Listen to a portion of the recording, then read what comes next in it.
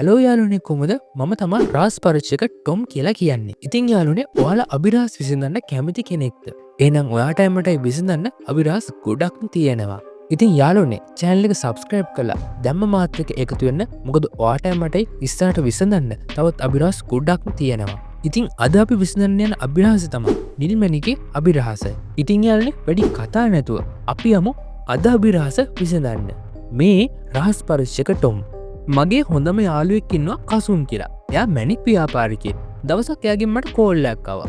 එයා මට කෝල් එකෙන් කිව්වේ එයාගේ වටිනාම නිල්මණිකක් නැති වෙලා කියලා. ඉතින් මේ නිල්මණික කවුද හොරකම් කරේ? ඉතින් මේක තමයි අද අපිට ලැබෙන අභිරහස. ඉතින් මට ලැබිලා තියෙන හොඩුවම ඔක්කොම එකතු කරලා බලමු අද හොරා කවුද කියලා.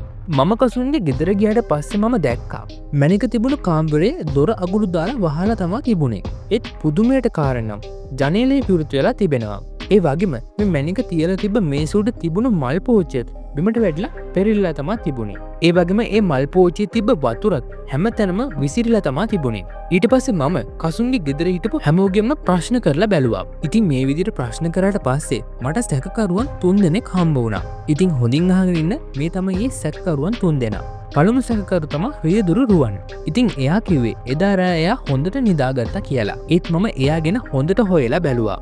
එදා රෑ රුවන්ගේ යාළුවෙක් එයාට කෝල් එකක් දීලා තිබුණා. හැබැයි රුවන් මේ කෝල් එක ආන්සර් කරලා නැහැ. හැබැයි ඊට පස්සේ මේ යාළුවගේ ගෙදරට කවුරු කෙනෙක් ගිහිල්ලා තියෙනවා. ඒ කවුද කියලා රුවන්ගෙන් ඇහුවට රුවන් කියන්නෙත් නැහැ. රුවන්ගේ යාළුවා කියන්නෙත් නැහැ. ඉතින් දෙවන සැකකරු තමයි සේවිකා කලණී.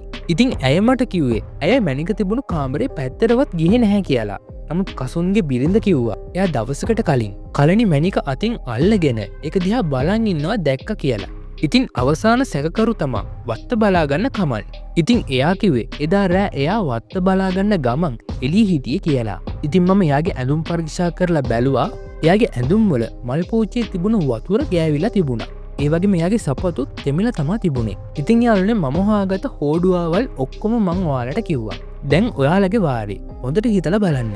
මහරෑ රුවන්ගේ යාළුවගේ ගෙදරට ගිය කෙනා කවුද? කලණියේ මැණික දිහා බලාගෙන හිටියේ. කමල්ගේ ඇඳුම් වලට වතුර ආවේ කොහොමද? මේ හොඩුවාවල් ඔක්කොම එකතු කරලා මේ 3 දෙනාගෙන් හොරා කවුද කියලා ඔයාලා පහලින් කමෙන්ට් කරන්න. මම ඇත්තම හොරා කවුද කියලා ඊගා වීඩියෝ එකකින් ඔයාලට කියන්න. ඉතින් එතකන් ඔයාලා මේ අභිරහස විසඳලා පහලින් කමෙන්ට් කරලා තියන්න අමතක කරන්න එපා. ඒ වගේම මේ අභිරහසේ හොරා කවුද කියලා හරියටම දැනගන්න subscribe කරලා bell icon එක ඔබලා තියාගන්න. මොකද මම ඊගා වීඩියෝ එක දාපු ගාම ඔයා ගාවටම එතකොට ගෙන්න ගන්න පුළුවන්. ඉතින් යාළුවනේ මම අදට ගිහින් එන්න. ඔයාලට සුබ දවසක්.